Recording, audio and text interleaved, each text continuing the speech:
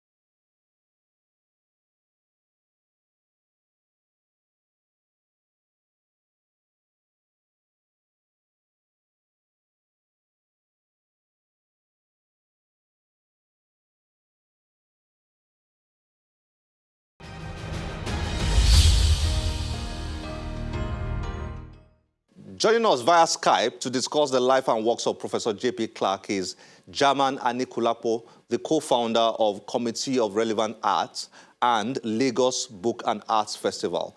German had a relationship with Professor Clarke that spanned a few decades, and he studied his body of work very closely. Enjoy this.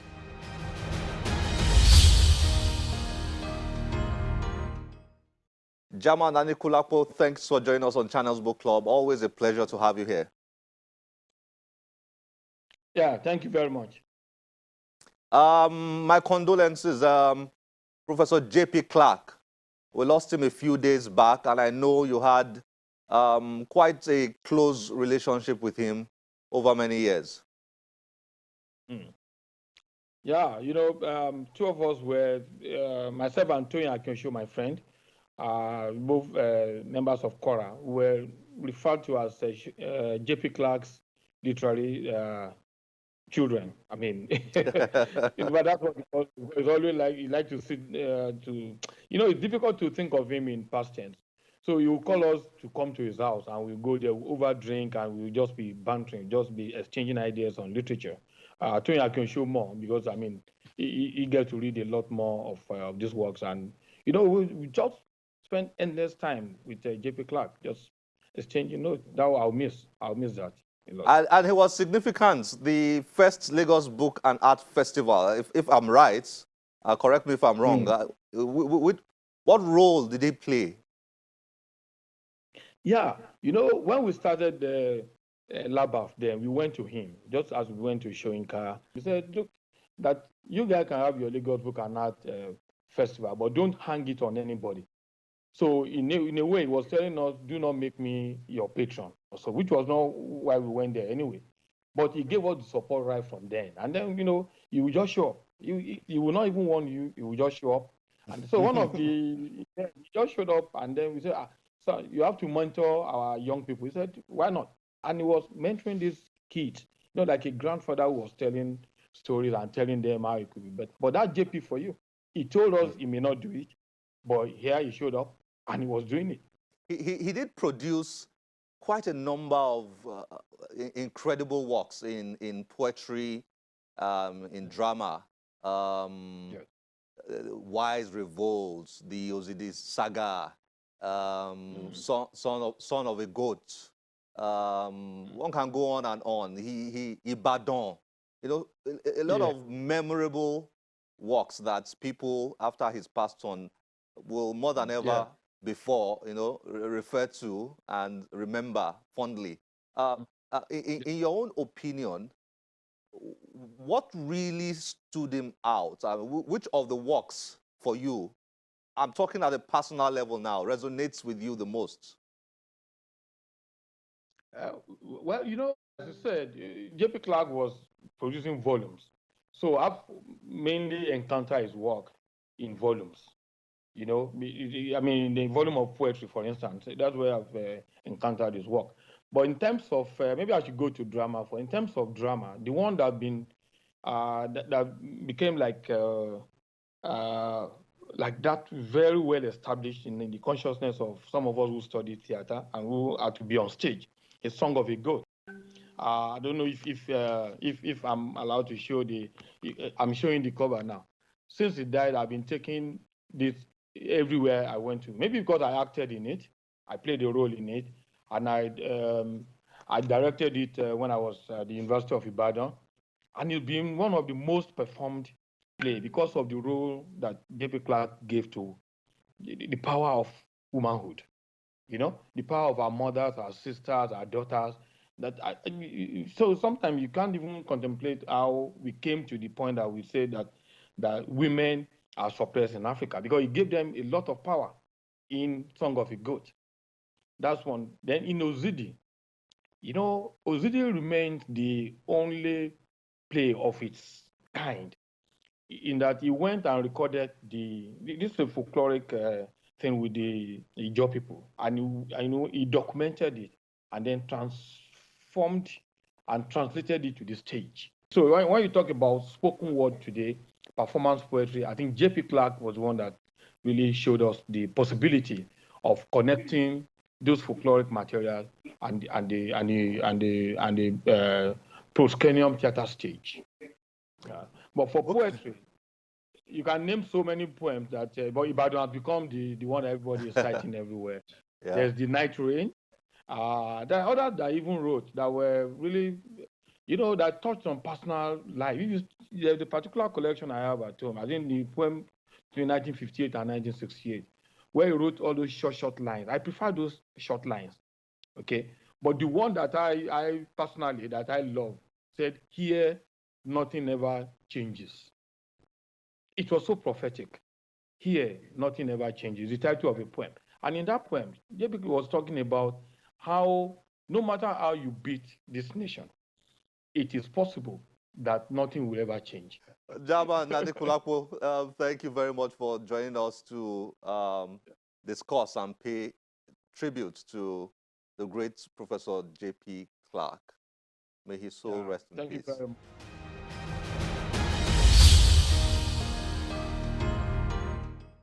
Elie Clark is the son of Professor J.P. Clark. He also joined us to share his thoughts and memories of his late father.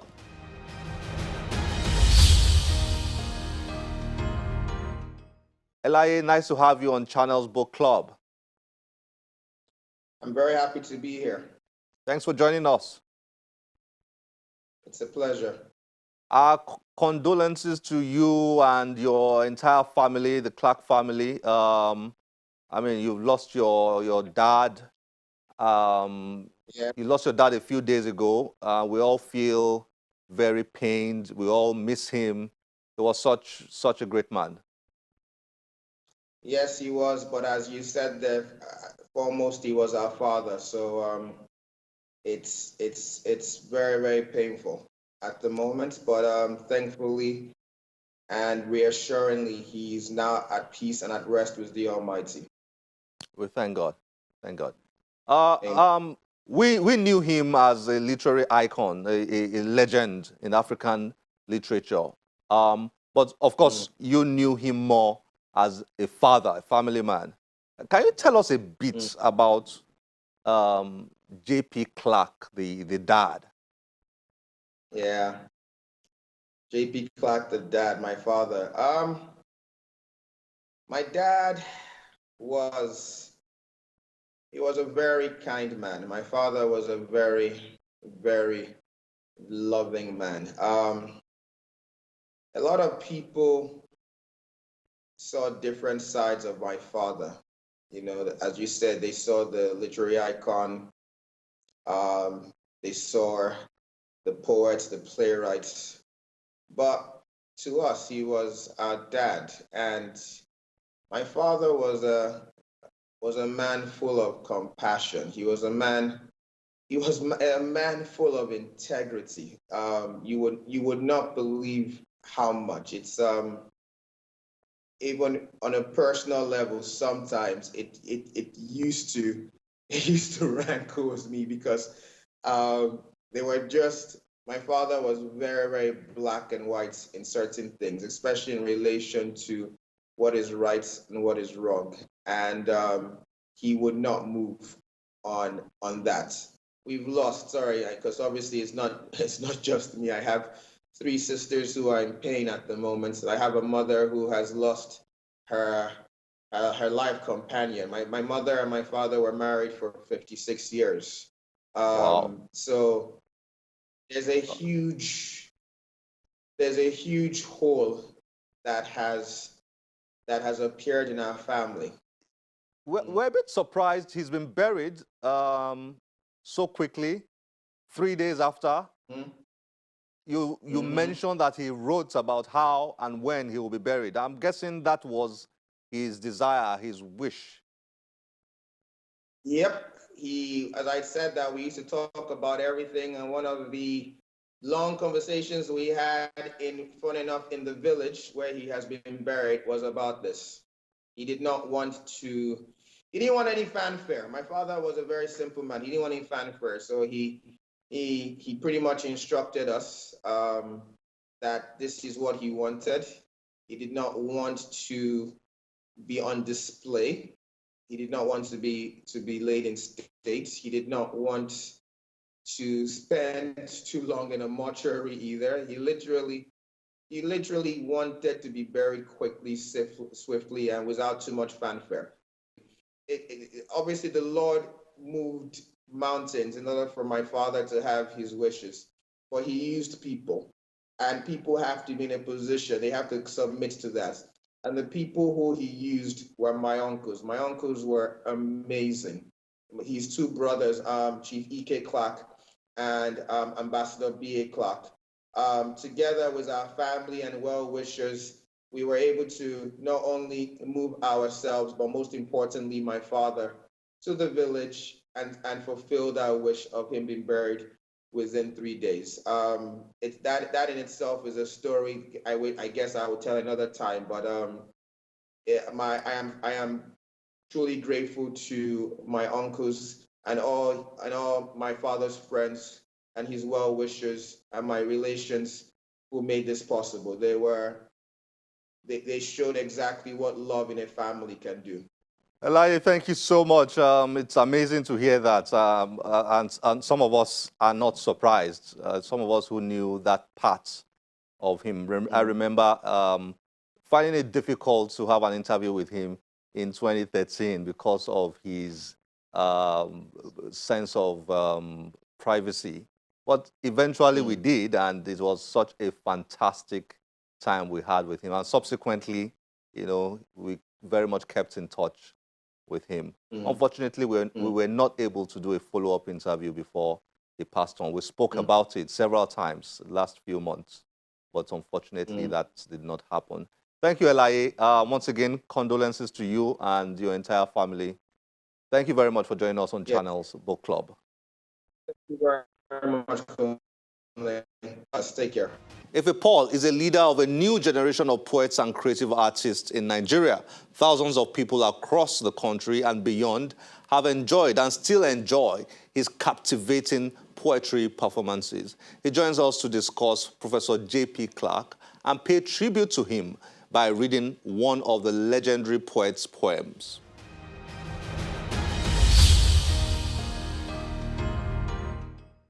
Ife, nice to have you on Channels Book Club. Thank you very much, Kunle. Always a pleasure to Always be here. nice to have you. Always nice.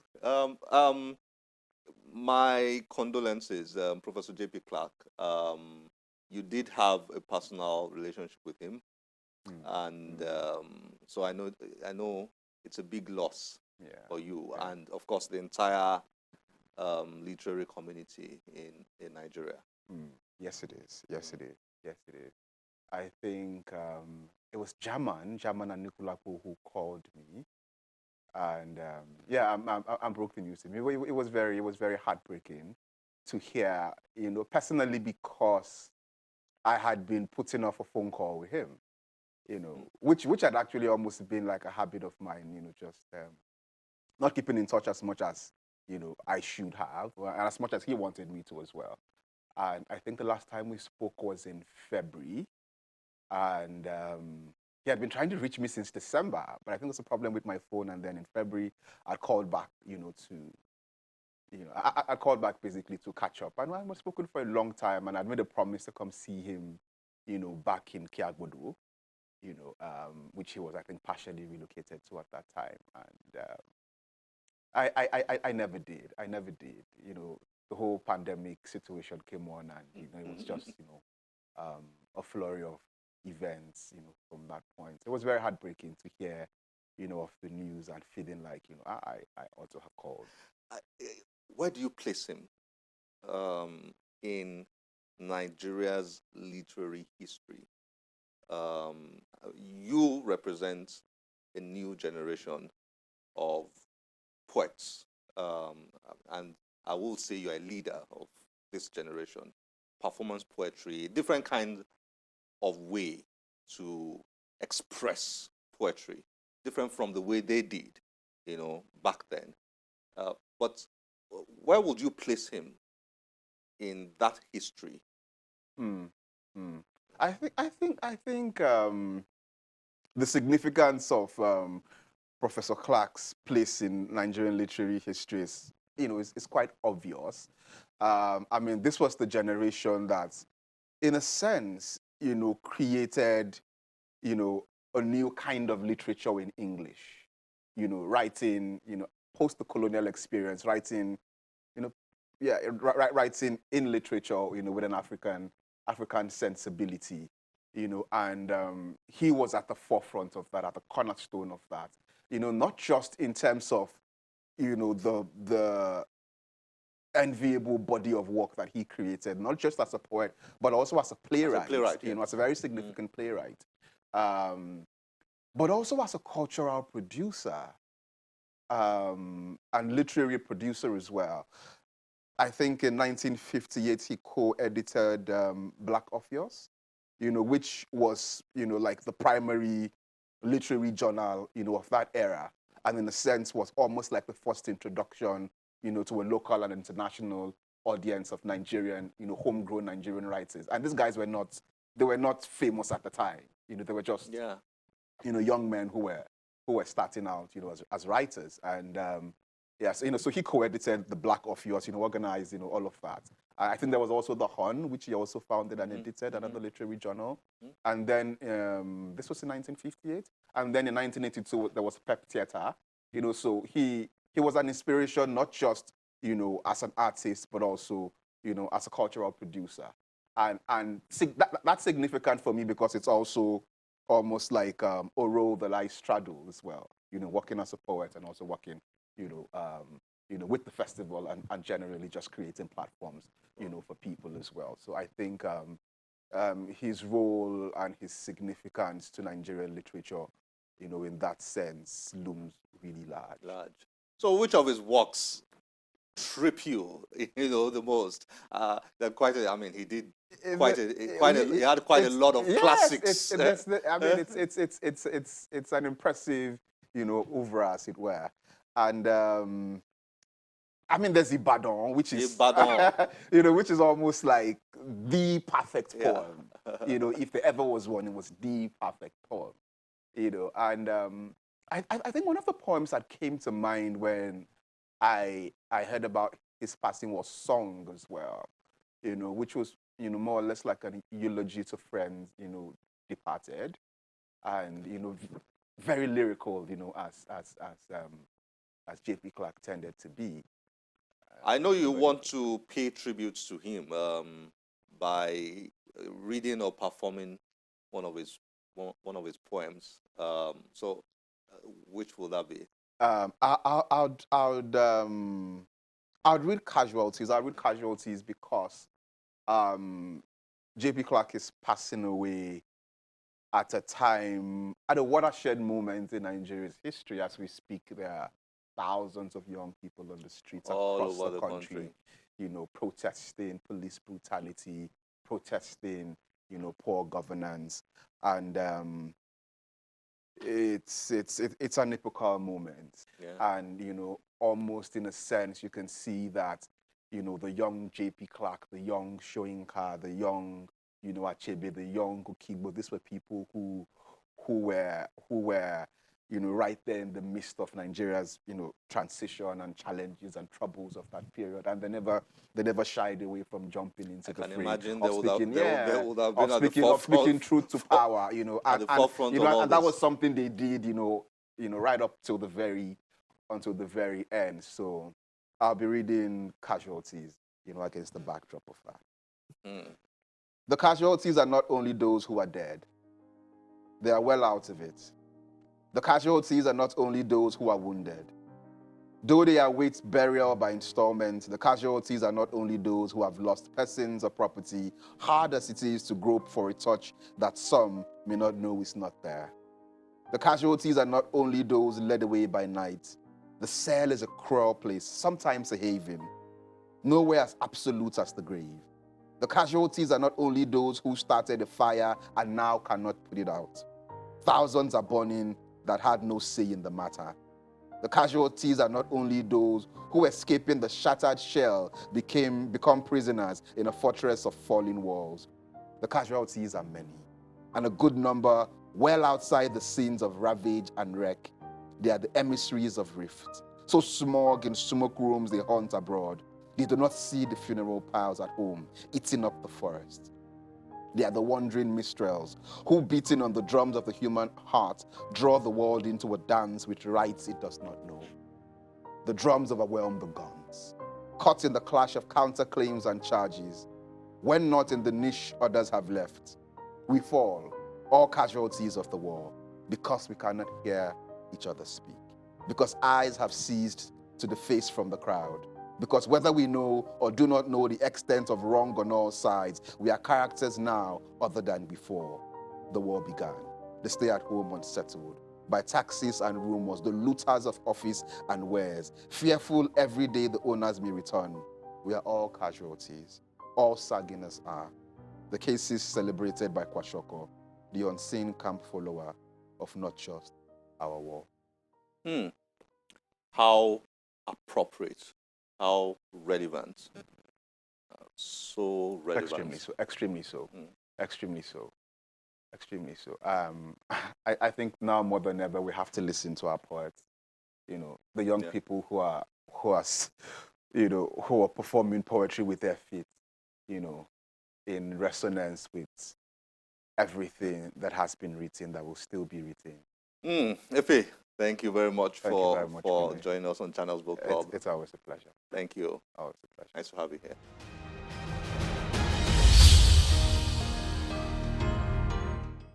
J.P. Clark certainly left his mark. More importantly, he left an important body of work for Nigerian and African literature. May his soul rest in peace.